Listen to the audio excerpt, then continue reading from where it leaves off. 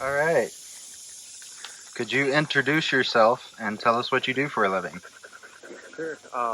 My name is Wesley. I'm one of the co-owners of Brazin Scale RC. For a day job, I work for a startup making electric semis. I can't disclose too much more than that, but yeah. How did you get into the hobby and how long have you been in it? I first got into the hobby racing short course trucks, but it's kind of limited on what you can do with that platform as far as like making something fast. And I like accessories and stuff, so I immediately got into the crawlers, and then um, that turned into frames, and now here we are. How many RCs do you own? Um, I own quite a few, but I kind of only count the ones that are running, which is right now probably like 8 to 10 that I could put a battery in and go. So that's the cheat code. Just count the ones that run. Yeah, everything else is parts trucks essentially. So, All right. What do you enjoy most about this hobby? getting out. As you see, I got that dude. He likes hitting up the trails. I hate being inside, so a hobby to get out and do something is what I need. So this gets me outside and out here enjoying the fresh air. What do you try to bring into the hobby? I try to bring in a fresh take on stuff, and I try to lately. I've been trying to push people to build stuff. There's so many RTRs. I, I feel like the art of building is diminishing, so I'm trying to make it fun and try to get people creative again and trying new things. You are a co-founder of an RC company. What brought you and Brett into the creation of Brazin Scale? So initially, Brazin was just a building blog page that I had for my first crawler. Um, Later on, after I'd started making frames, I'd met Brett locally, and he was gonna start. He had a bunch of 3D printers, and he was gonna make a page selling like accessories and stuff. And so I just kind of invited him on. I said, "Hey, my blog page kind of has like a following," and then it's just been up and up since then. Me and him are a good creative duo, bouncing ideas off each other. What is the hardest thing about running Brazin Scale? Not too difficult. If I didn't have Brett, I wouldn't like. We're at volume and quantity wise now, and our exposure. I couldn't do it by myself, and anyone who is at this level doing it by themselves, hats off because it's a lot. Um, the hardest thing is managing emails, messages on like 3 different social media platforms, getting a lot of tags on all these social media platforms, and we're expected to comment like rapidly. Me and Brett both have full 40-hour-a-week jobs, and I count this as another full-time job, so it kind of wears down, and I try and balance my own personal life and hobbies with my day job and Brazin Scale. So I'm usually very busy all the time, man. Okay, some easy questions. What's your favorite color? I gotta say purple. As you can logo. Makes sense. Yeah. Toyota or Jeep? Obviously Toyota. Yeah. But I mean Jeep's controversial, but nowadays the Fiat and the Jeeps are they've come around. They're kind of nice now. So I'm impartial, but I default to Toyota.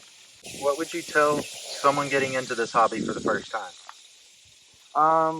Listen to or just go to your local trail runs. See what people are running locally. Because there's always the what rig, what tire, all this, but everyone on the internet runs different terrain. So I would just say get out to your local meets, meet people, shake hands, and see what they're running. Ask them questions. What do you foresee in the future of this hobby? I hope to see a lot more big events. Maybe better organized. Well, not organized, but all these huge events seem to pile up on one another, like back-to-back weekends. That's, even for me, it's not feasible, and I like traveling, so Better um, communication and planning between events. yeah, rather than companies just being kind of doing their own thing at their own schedule. Like I said earlier, I hope people get into building. I've I've put out a couple frames now to where it kind of forces people to be creative, which when they post those up on our fan page, it's really awesome to see the creativity and see these builds come on. They're not just cookie cutter builds. What's your go-to tire?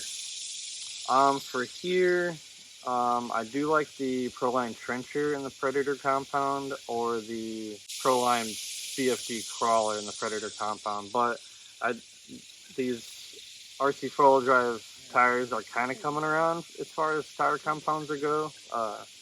So I like testing those out. But yeah, I'm kind of impartial to tires. We have enough rock here. Anything usually sticks pretty good. What's the craziest story in your RC career? We run a lot of treacherous cliffs and terrains around here. I once saw a truck probably fall about 40 foot off a hillside, and basically tried to rappel and climb down to retrieve it without falling into the creek below. Other than that, it's just been pretty gnarly drops off rocks. And then you got the hard body trucks that are popular now. Those never sound good. Okay, I close this off by letting people show off their rigs. So, what is this thing? This one's known probably as the Jelly Bean. It's a custom body from a gentleman from California. Matt, he also had one that Matt from Skill Builders Guild had. He was a big fan of my leaf spring kits, and we worked out a deal, and I somehow obtained it. And then from there, I custom tailored a high-low frame to fit all the bed dimensions. Everything else is pretty one-off on it. It was a pretty special body, so I wanted to do something a little more than just slapping a frame and drivetrain under it. The shocks are like 45 to 65 millimeters, pretty short. This was kind of like a test bed truck for the latest high-low frame. But yeah, no, just a trail truck now. I have higher performing trucks, so that one's a good trail truck. All right. It was nice talking with you, Wes. Yeah. Nice catching up. You got any final opinions? No, just kind of get out there, keep staying. Don't let people on social media get you down with this hobby. There's a lot of opinions. You just gotta filter through and figure out who's just in a bad mood that day. Yeah, just get out there. Like I said, go to your local groups, shake hands, meet people, ask them questions, and usually all these people are super cool. So just get out there. Well said. Well, thank you, Wes. Yeah. Home study.